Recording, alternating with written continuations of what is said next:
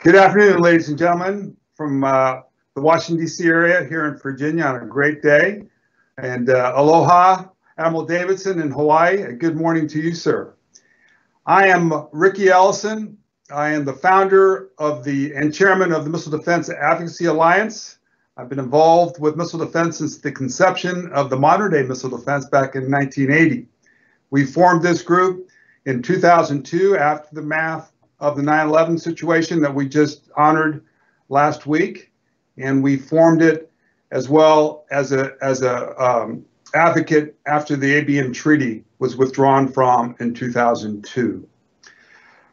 This is our fifth event that we are doing virtually because of COVID, and we are having an opportunity to really get some great leaders in the community on this issue and on the world.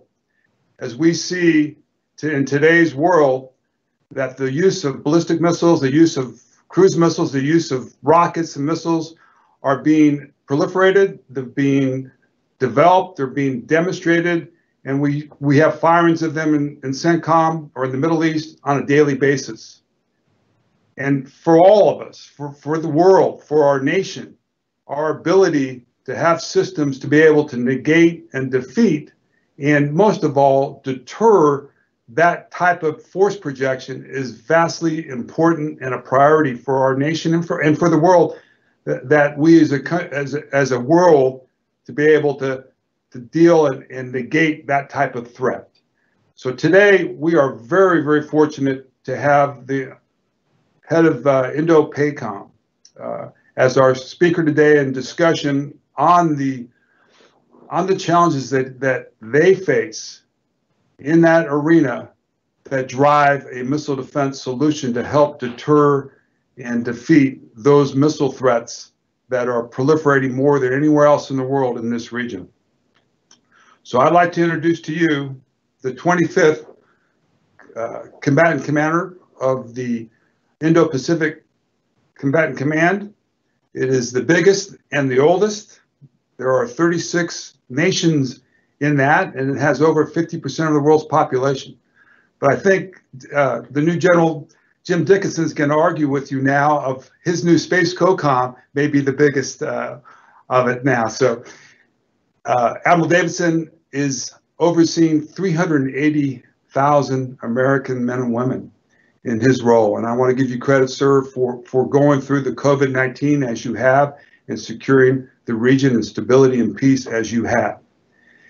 He is, out of all our COCOMs, has really led in priority, the number one from our perspective, on leading forward with the NDS that in 2018 that stated we are shifting our military doctrine from Department of Defense in near peer competition against Russia and China. He was put in his command 3 months later after that speech. And he is the leader of our COCOMs in the drive for the integrated air missile defense out of the COCOMs. And the COCOMs and all of us look up to him for his leadership in this specific issue. He has put forward the Indo-Pacific Deterrence Initiative, which is an initiative to bring additional funding into the arena for capacity and capability to help him deter better than he is today. It is something that we've done before under President Obama. We've done that in Europe, and over $22 billion has been spent in Europe, additional to their funds since 2014. And that the Russian invasion of Ukraine caused that. And I think you can see a similar China threat to this arena that's causing this to happen. So he's led that, and that is in Congress today. It is authorized for $1.4 billion, I think, this year, and a little bit more the following year. Admiral Davidson has to address the biggest threats to the United States in the world today. So he has in his arena Russia, China, and North Korea. So that is a tremendous challenge that he has to face. But I think that one of the greatest things that he does is he's a unifier with our allies. And we can't fight this fight alone. We can't deter alone. And his leadership in bringing together those 36 nations, or a lot of those 36 nations together to be on one team, one fight, to help us continue the preservation of the way of life that we have earned and we have prospered by and our allies have prospered by is a tremendous aspect that he has done. And I think the success that he's had with the RIMPAC recently under COVID conditions has brought that even tighter to that. So I'd like everybody to welcome and a great leader of our nation, a great peacemaker of the world, Admiral Davidson. Thank you very much, Ricky, for the introduction. You do it too well. Far more humble than that. Thank you for the framing of the combatant command itself. For those, well, first to everybody out there, good morning, good afternoon, and good evening, and aloha from Hawaii.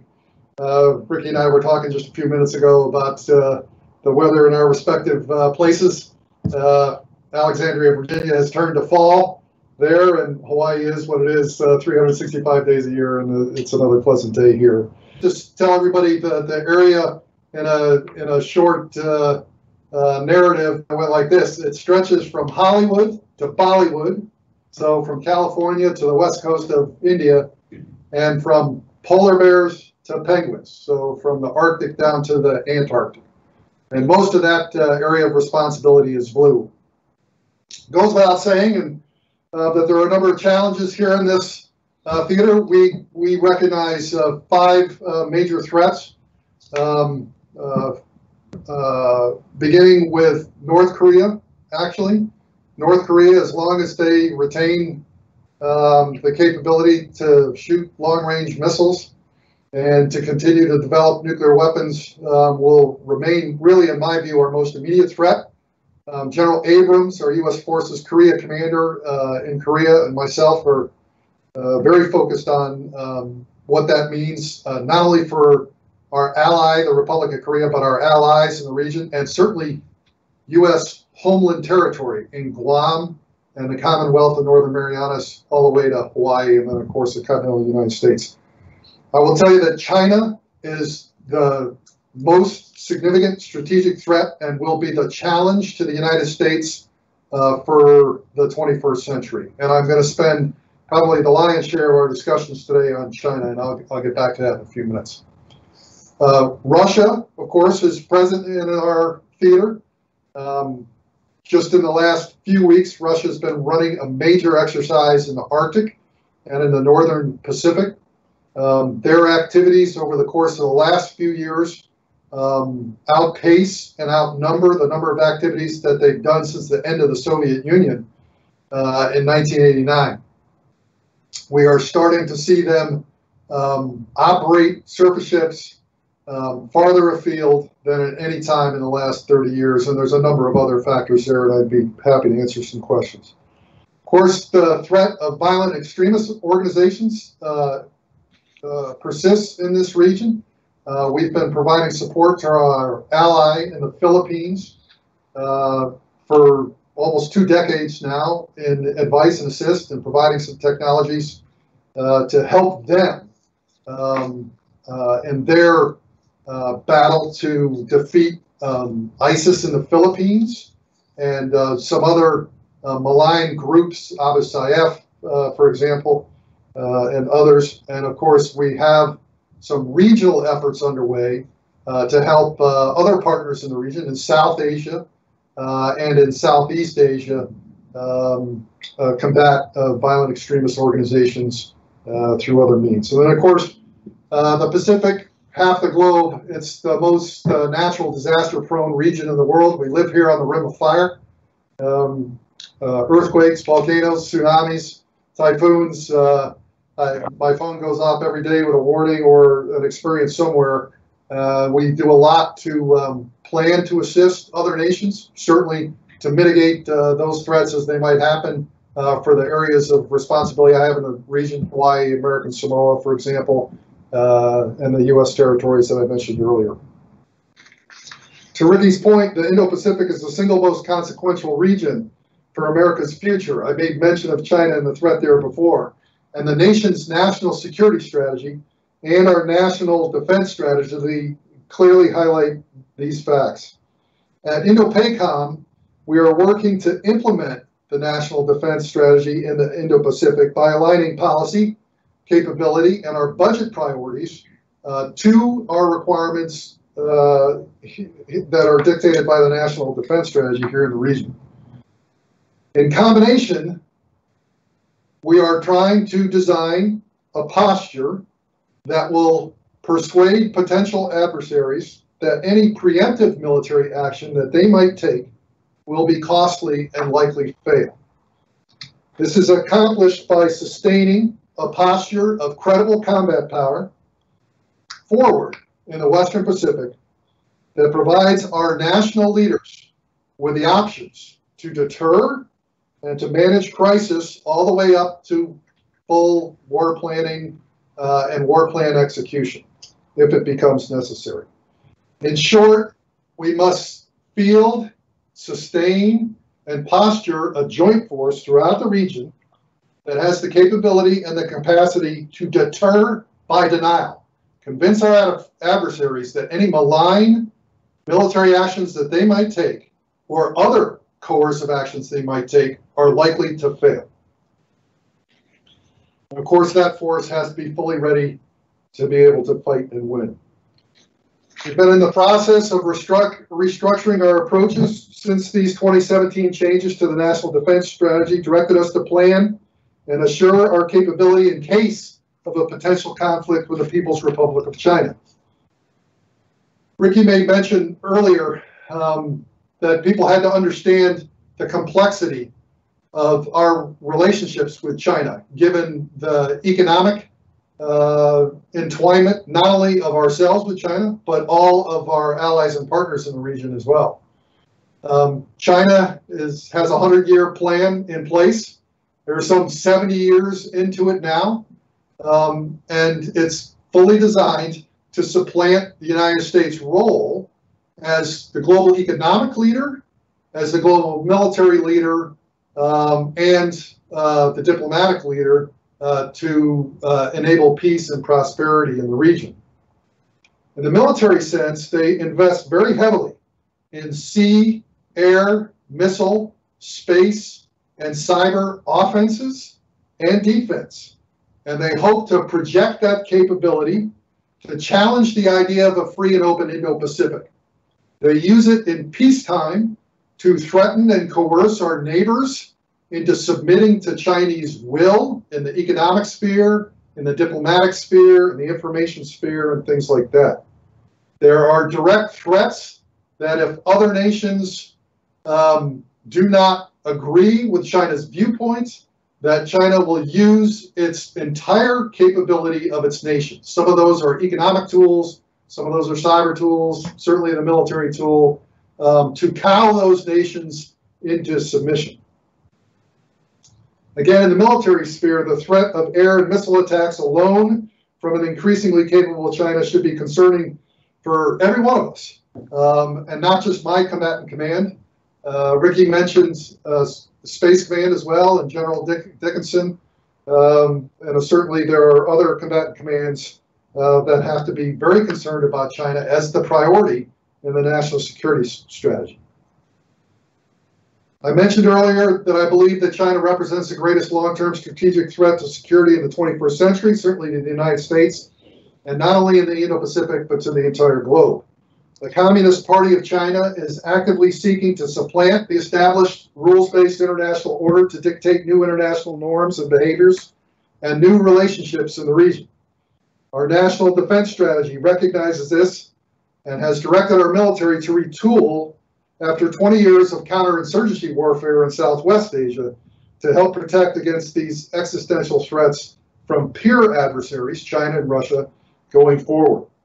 In an effort to regain our military advantages in this environment, to support our needs against any peer adversary, we must increase our joint and combined force lethality. Our investments must harness the advanced capabilities provided by a network of leading-edge technologies such as integrated air and missile defense, long-range precision fires, joint and coalition command and control networks, and resilient logistics and sustainment networks and suppliers. These capabilities cannot be U.S.-only solutions. U.S. Indo-Pacific Command works hand in hand with our allies and partners in the region, and indeed across the globe, to ensure advanced capabilities can be part of this deterrent apparatus and, of course, could be brought to bear to fight and win if called upon. Air and missile defense alone is a leading area for partner and allied integration with Australia, Japan, and Korea in this AOR, all owning Aegis systems and with regular rehearsals or training exercises for employing these systems together. The potential large-scale fight with a peer adversary will require all that we can bring to bear of what our joint forces can offer. They must be integrated together, eventually at the machine level, in a way that we have not been able to do in the past, but is now a requirement. There's a lot of energy out there in development. Groundbreaking efforts are underway across the joint force to tackle the challenge of high-end warfare, including air and missile defense against peer adversaries. However, we risk missing opportunities and creating vulnerabilities if emerging service-developed systems are not brought together in a joint system construct. Indeed, air and missile defense going forward is going to require support from the land, from the air, from the sea, from cyber, and from space systems. And in this theater, joint missile defense and all those systems are going to be required to work together to coordinate and prosecute engagements, to maximize the strengths of our forces, minimize the weaknesses of our forces, and to overcome any peers' numerical advantages. The most important action we can take to increase the lethality of the joint force and fully implement the NDS is to introduce a 360-degree persistent air and missile defense capability on Guam in the near term. Guam is U.S. homeland. It's part of our territory, but also more than just homeland to U.S. Indo-Pacific Command. It is a critical nexus for our command and control, for our sustainment, for our logistics, and for our power projection. For many in the region, it defines us as a Western Pacific power. By integrating together the best of each service's programs of record under one battle management system, we can close gaps and provide defenses against a mix of advanced air and missile threats with our joint employment.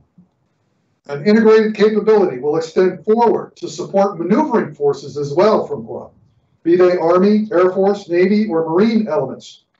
This will help improve the maneuverability and the fires capability of those terrestrial forces.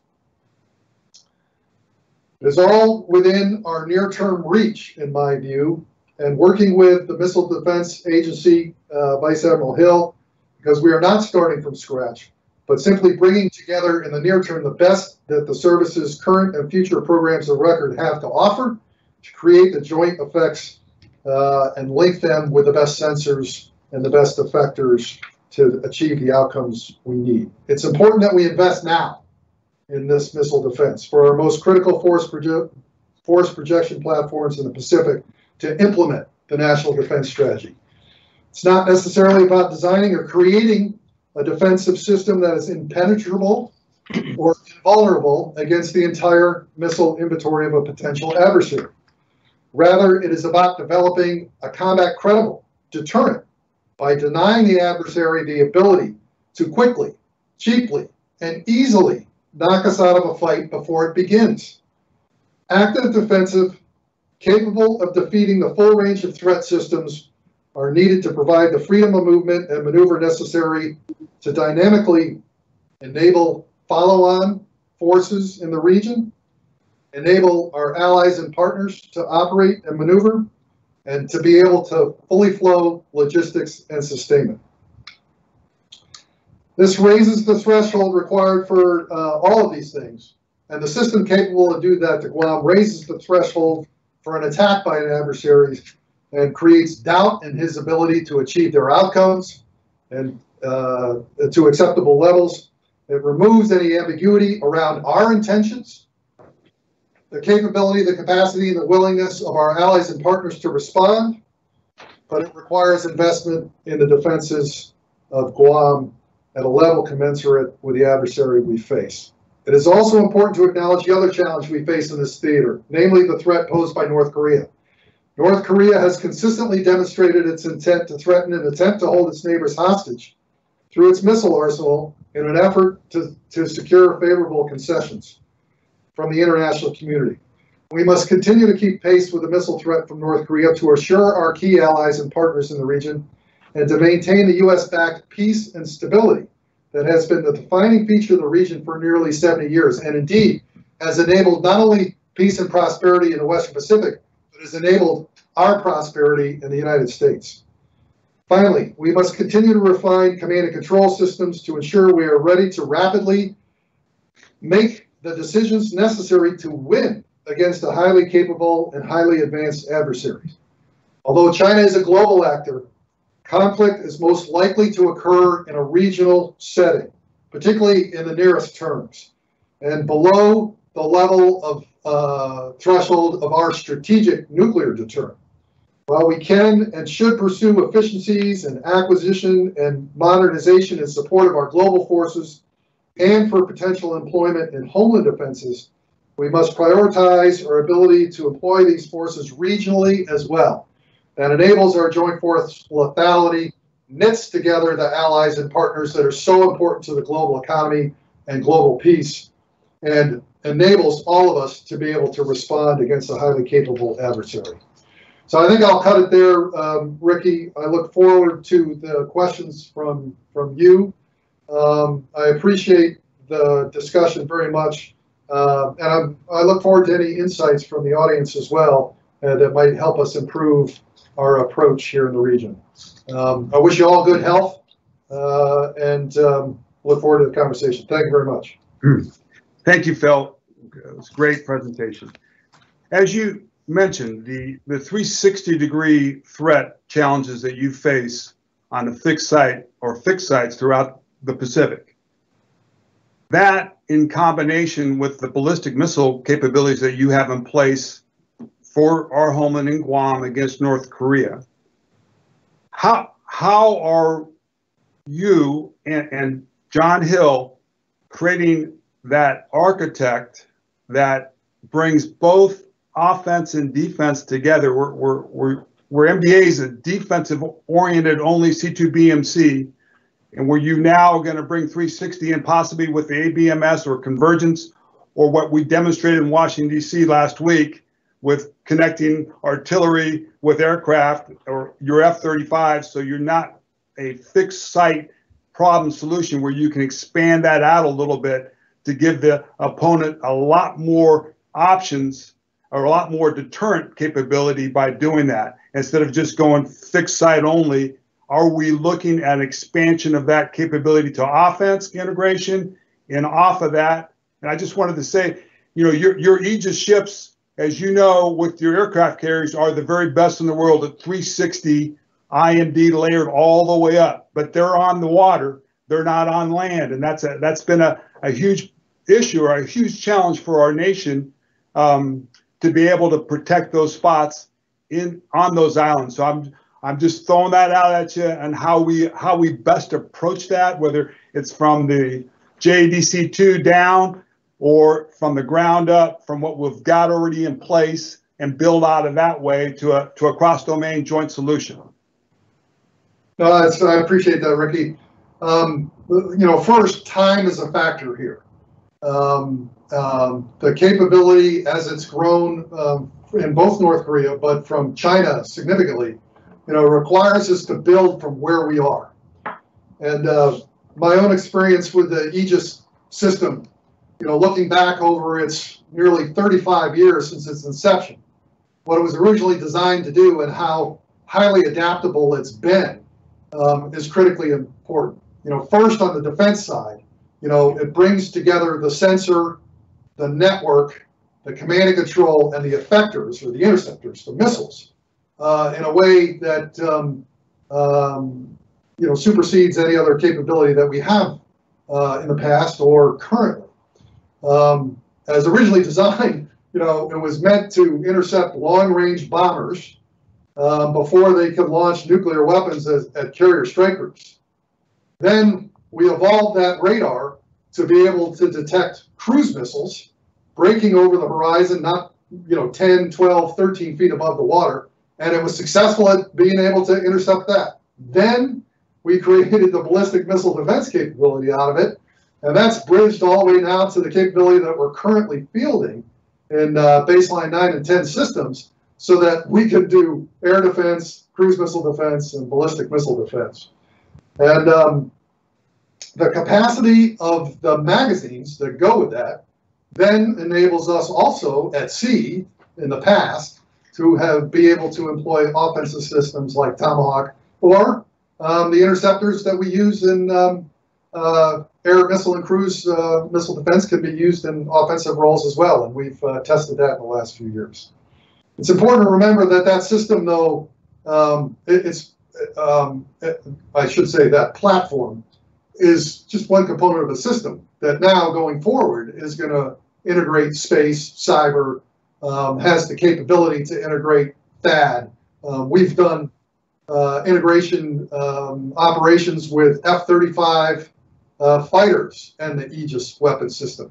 It really opens up the aperture for all the capabilities that we will need going forward, and enable not only defenses, but enable offenses as they are developed as well. But as I mentioned at the very beginning, and I want to circle all the way around back to it again, time is of the essence. And the capability that we enjoy now in Aegis Ashore systems, solid state radars, baseline 10 capability should be our departure point to enable this broadly. Back to you. Thank you.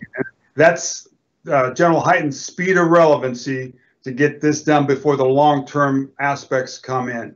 So with the Aegis Ashore being put in Guam and having now a possibility, or I guess the growth to an offensive capability with that, with VLS, how does it now connect to the other applications? Or are we waiting for the ABMS? I think there's a ramp up coming into your arena, or we're going to stay with the Navy solution on this. And to me, you are the lead of everybody. So if we get this right, we do this architecture right, mixing both Army capabilities, Navy, Air Force capabilities in your defense, that would be now the universal architecture for other AORs in our other commands, so we save money instead of doing different designs everywhere around the world. This is where I think it's got to start, and you have opportunity here to lead everybody on that, as well as bring the allies in with their capabilities, their NASAMs or so forth, and what they add to the picture here. To that point, that's where are we? Are we going down that path, or are we not going down that path? Or just Yeah, thank you for the question, Ricky. Again, great question. And I want to link back to something that you said in the introduction as well. It's been my recommendation that the departure point, should be an Aegis Ashore facility in Guam. You mentioned at the very beginning of our discussion the Pacific Deterrence Initiative, that was born from here. It actually wasn't born from here. It was born on the Hill, and I have to give credit to Senator McCain. The PDI is in part of this coming year, the fiscal year 2021 Senate authorizing bill. It is not yet law. I don't quite know how it is going to turn out just yet. The Senate is conferring with the Hill, and when we get a budget, whenever that might be, given the risks or the potential for a continuing resolution, then we'll have a clear sight picture on the PDI. But I want to make sure we give credit to Senator McCain for that. And as I mentioned, I made the recommendation that Aegis Ashore be the beginning of it. I was quite encouraged by the Air Force's discussion this week about ABMS. And I mentioned earlier the long journey we've been on with Aegis. I think all these systems, as we think about sensor networks and the ability to link them together, and you think about a battle management network that can decide what to do with that information, is critically important. So CEC and the Navy, Cooperative Engagement Capability, NIFCA, the Naval Integrated Fires Counter-Air Network in the Navy, ABMS, these are all things that are going to contribute and take us to what I hope is JADC2. And you know, General Hyten has spoken quite eloquently, I think, on this going forward. You know, the important thing I think for people to understand is there are attributes here that have to be common to all, right? There has to be a set of standards and protocols so that these systems can work with each other and ensure that we don't have little stovepipes of platforms occupying the battlefield, but we actually have a system that's able to ultimately match the best interceptor or offensive weapon with the sensed target, with the one-day artificial intelligence support that will be working hand in hand with the manpower in the field and at headquarters so that the right authorities are given at the right time to affect that outcome. But again, we can't take a pause, you know, wait for some perfect solution to manifest itself in 2035 or 2040. We are in the threat environment now. The trajectory of Chinese development since 2012 especially, but certainly throughout the course of the 21st century, the advancements that the North Koreans have been, the advancements that Russia has made over this past decade are critically important for us to move out now. And that's going to require moving with the current systems that we have now and bridging them forward. Back to you. And those are the programs of record that you talked about that we got to implement as soon as possible and find ways to make those fixes to go forward. You've got MDA that is the somewhat of the acquirer of these systems, but they're limited because they're budget driven and they have other AORs or other combatant commands they have to give to. So that's where that Pacific Initiative funding is in addition to help that thing move in that direction to be able to get those initial resources to get you going on the program record, then build out and wait on these future systems to go forward. So thank you for that. I am now going to turn it over to my MDAA board member, the former Undersecretary John Rood, who can articulate a little bit better than I can on some of these critical issues that we're talking about. And we also have a couple other your shipmates involved here as well to help better clarify where the advocacy needs to come from and where the education needs to come from. So John Rood, could you please step in here, sir? Greetings, Admiral Davidson from Alexandria. I get the honor of trying to synthesize what the questions that we've received from the audience, as well as bring it together.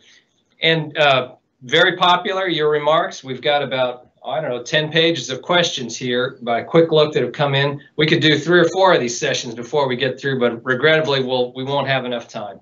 But one of the things right at the top was you talked about the National Defense Strategy 3 years ago, identified China as the greatest long-term threat to the United States national security. And it talked about, as you did today, that there's been an erosion in U.S. military capabilities and the edge enjoyed by American forces since the last few years. A lot of effort has gone on since the NDS was released. How do you assess the trend line? In other words, is the United States closing some of the gap and reducing the erosion of that edge, or is China able to keep pace with the efforts that you and your colleagues are undertaking? I mean, how do you assess the trend? Is it improving, worsening, or is it about the same as it was a few years ago? Well, so I made mention at the beginning that China is pursuing a whole-of-nation approach. For many of those in the audience that might be concerned about how they're doing that, I mean, and what that means actually is, China is trying to supplant the United States leadership role, economically, militarily, diplomatic role across the globe. And the way to think about that, from how China is doing it, is they're trying to erode our standing writ large. We're seeing it manifest in the military sphere, and I'll kind of keep the rest of my remarks constrained to that, in 4 important areas. First, it starts with development and advances in Chinese highly capable systems and weapons. So where are they going? They're building 4th and 5th generation fighters. We have 4th generation fighters. We are developing 5th generation fighters and starting to deploy them to the Western Pacific, like the F-35. They're developing long-range air-to-air missiles.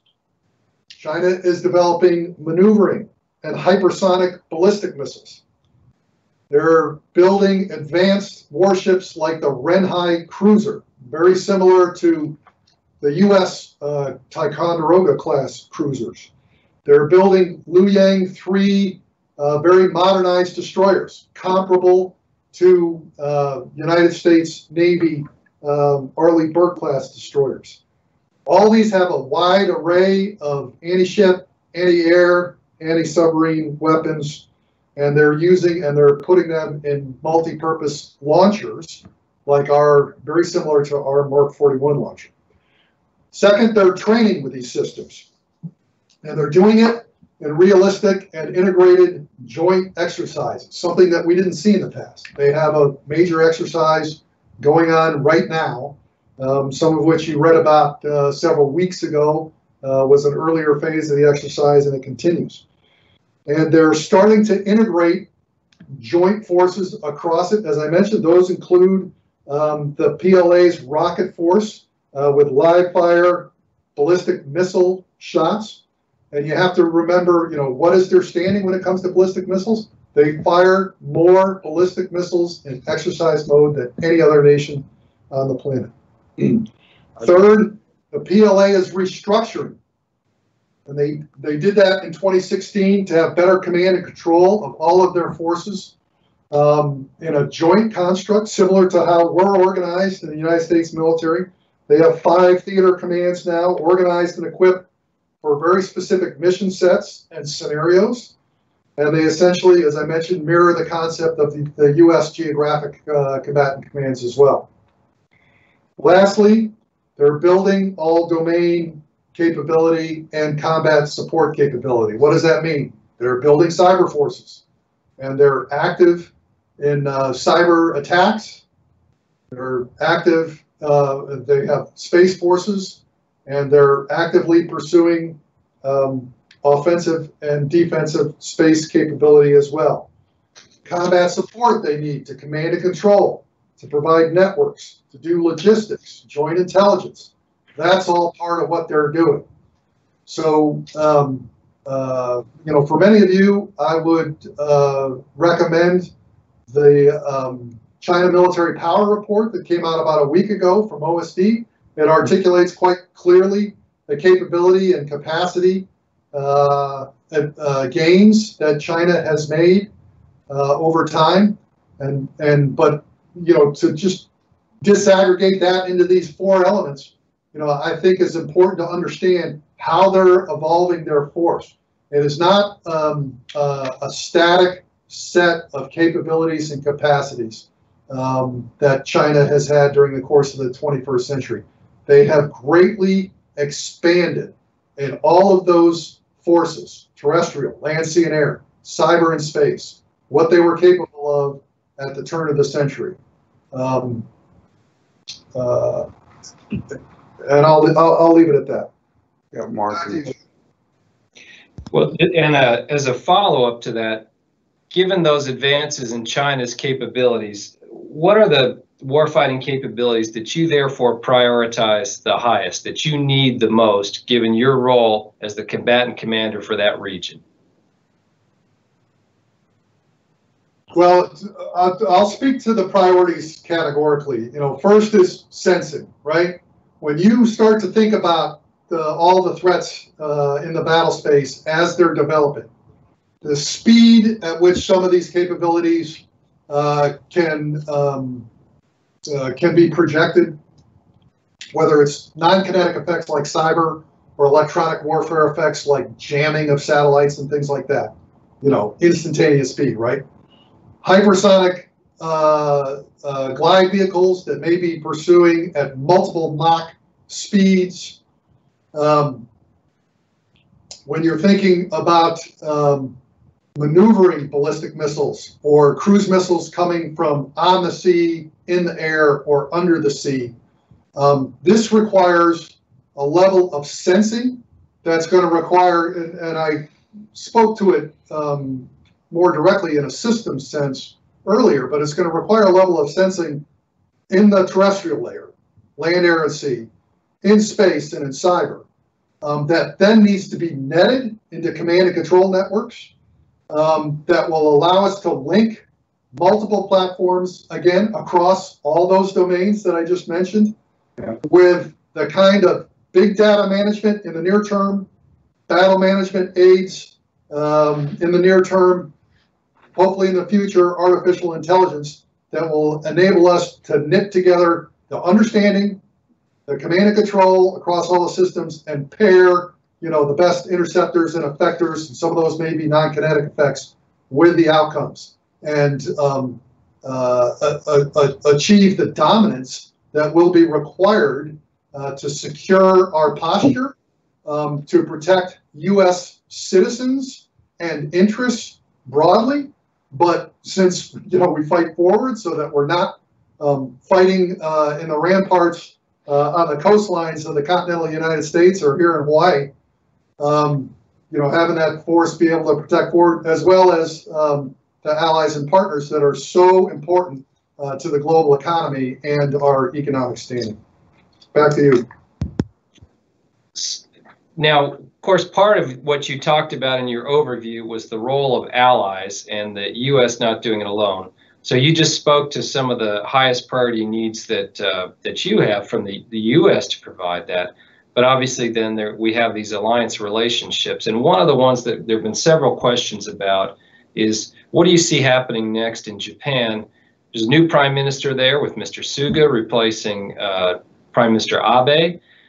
Japan, very relevant for this group, recently made a decision to suspend its Aegis Ashore pursuit and was evaluating what to do next.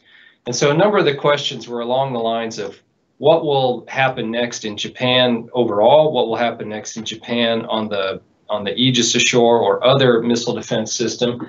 And one of the questions that we got from our former CNO, Admiral John Greenert, is an alternate to Aegis Ashore for Japan something like Aegis Ashore on single-purpose ships or a barge, or what about a mobile operational base?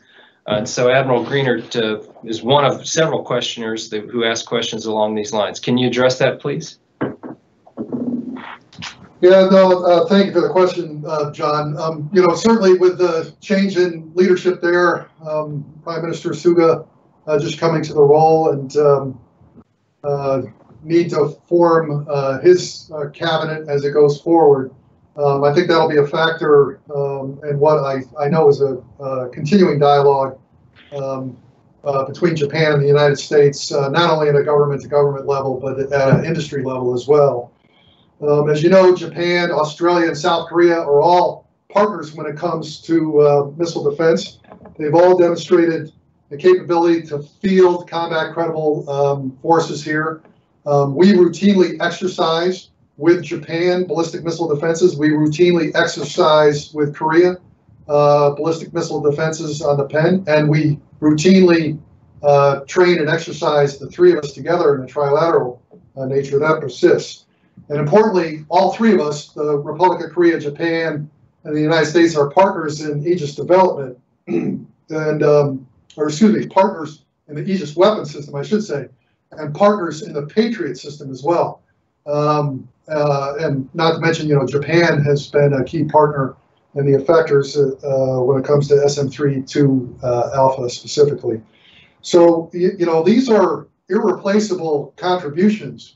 And when we think about the network of defenses that protects the continental United States and Hawaii from a rogue threat in North Korea, the United States has radars in Japan, and I would submit that Aegis Ashore capability in Japan would augment that capability in a way that would be very, very powerful for the defense of Japan, for its deterrent posture, and for the network of allies and partners that are trying to preserve the international order and the global economy going forward.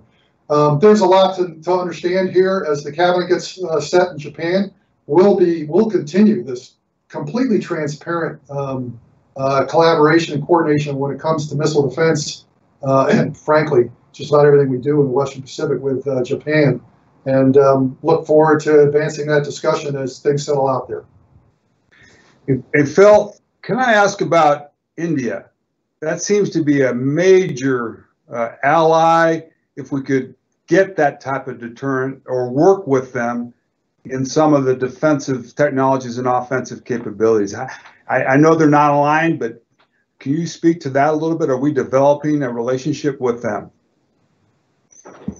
It's advancing our relationship with India is high priority, not only for us here at Indo-Pacific Command, but I would submit for the Department of Defense as well, if I could be so bold. We have cooperated on a service-to-service basis in the past, but I can tell you that I spend more time consulting with the Indian Chief of Defense than I think any of my predecessors were able to do, speaking with him just as recently as a couple of weeks ago. Certainly, Chinese malign activities along the border between India and China, creates, I think, understanding in India of the profound malign influence that's, not focused on from China on the U.S. alone, but on China and on its partner, not partners, but it's not only its nearest abroad, but the globe going forward. India is very proud of its non-aligned policy. I've been encouraged by the connections that have happened at the government, at the ministerial level. There's talk about a ministerial level dialogue between India, the United States, Japan, and Australia going forward. I've been encouraged by the amount of U.S. weapons that India actually buys. Some 70% of all of their foreign sales, hook back to the United States alone.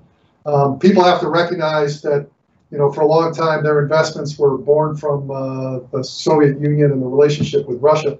They still have some legacy capabilities there that they have to sustain. That would require them to continue to populate those things. But when it comes to new systems, India is reaching out to us.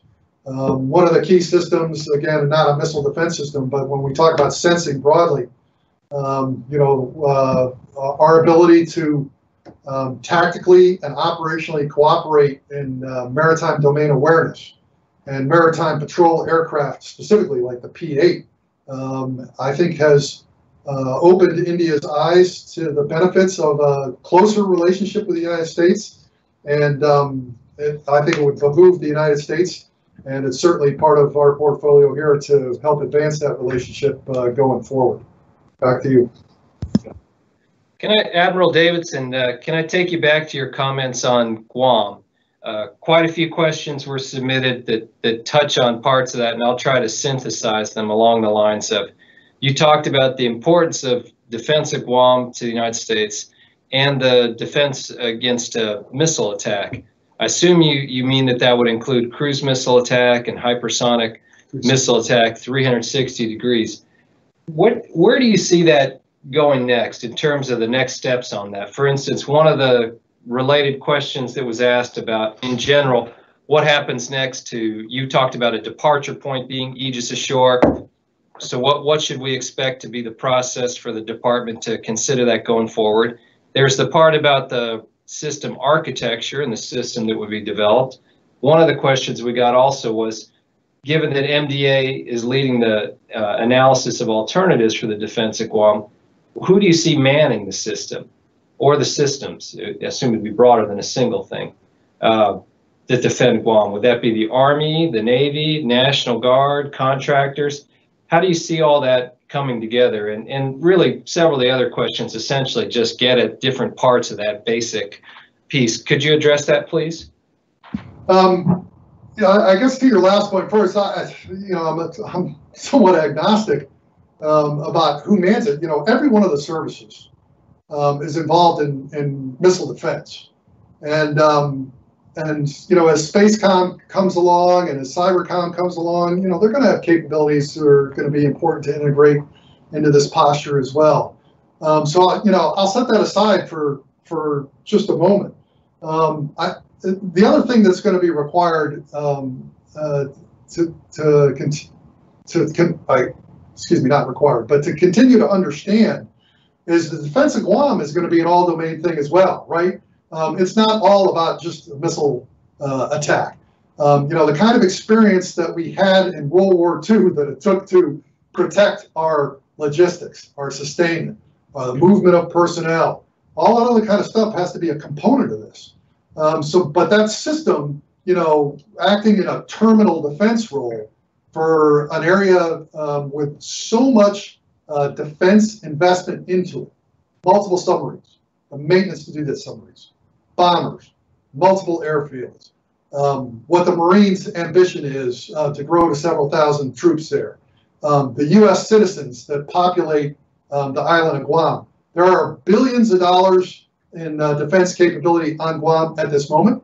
There are billions of dollars programmed by the United States and Japan to advance those capabilities, offensive and command and control and sustainment and all that stuff in Guam. There needs to be some investment in defending that as well. And I think that's where Aegis Ashore is a critical system. And again, to me, Aegis Ashore temporarily is the capability that must be there now to dissuade and deter the threat. It is also our gateway to the future and links to other systems that are, either in the concept phase right now or in development that might help that missile defense in the future. One of the related follow-up questions was, of course, you have THAAD on Guam today. What's your degree of concern about other threats to things like THAAD, such as drones, UAVs, and then another related question that we received was, what about the Chinese cruise missile threat and your ability to deal with that, beginning in Guam but elsewhere, and what do you need for that capability? Yeah. The threat of drones and UASs is a threat to all our defense capability down to the individual soldier. And our ability to defend against those things are going to be, required to be resourced and defended against. There's no doubt about it.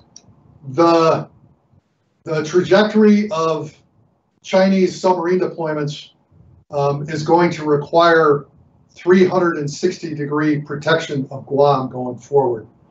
And we're starting to see farther afield deployments of Chinese submarines on a routine basis. So that becomes critical. THAAD right now, fixed to the ground and possessing only a 120-degree arc of sensing, is pointed at North Korea to defend against a rogue North Korea threat. And frankly, that's the capability that system there has. It's going to require a much deeper 360-degree persistent capability. And I think the most efficient system for that, and what I've recommended to the department, is Aegis Ashore Guam to provide that 360-degree threat and to provide the magazines that would enable cruise missile defense, ballistic missile defense, hopefully maneuvering ballistic missile defense in the very, very nearest term, and bridging us to hypersonic defenses in the future. Back to you. Bill, would you consider, is hypersonic offense coming in that application to create the ultimate deterrent regionally? Hypersonic offense that would coordinate with this as power projection with this architecture? And I would suppose hypersonic defense has got to come in as well. Yeah, I just certainly think that this is the gateway to hypersonic defenses. It's going to require, again, we keep I'm getting a little concerned that you're talking to me about a single platform. No, okay. I'm talking about an important node that's going to be required in the system of defenses, not only for Guam, but for the protection of the Joint Force writ large. That's going to require other capabilities as well. You know, the department and Indo-Pacific is, you know, highly interested in long-range precision fires. I'm interested in, and this is an asymmetry right now. You asked me at the very beginning of this discussion about areas in which China might have an advantage. China has a profound advantage in ballistic missiles against the United States. They also have a profound advantage in ground-launched cruise missiles. We have to get into that offensive fires game as well. And a system like Aegis Ashore, with its magazines, its sensors, its command and control capability, would have the potential to provide for offensive systems also. Back to you. We have about a couple minutes, so if you want to wrap up or ask the last question, and you could ask some closing remarks, and we'll give it to Admiral Davidson for his closing remarks. Well, just one thing in combining both of those, one exit question and then summing up. I mean, first of all, I think it's listening to you talk, Admiral Davidson, it's clear the broad sweep of the number of challenges across the most critical area of operation for the United States in terms of America's security and where the economy of the United States and our military and political interests lie. So, you know, thank you for taking on that big challenge. And where you ended was a transition from defenses, but also offenses. And some of the big muscle movements have been things like withdrawal of the United States from the INF Treaty to give you some greater flexibility. Maybe you could just sum up about how does that offense-defense mix look to you? Do you think some of the allies in the region would be willing to host intermediate range defenses? What is the prospect of you getting the right capabilities in place that the allies also have companion capabilities so that, you know, the edge that you talked about eroding, we can start to see that reverse itself? Just as an exit question, sir, and thank you for doing this. Thanks very much for the question, John. You know, certainly every nation is going to make a policy decision of their own on the hosting of capabilities or their own indigenous development of that.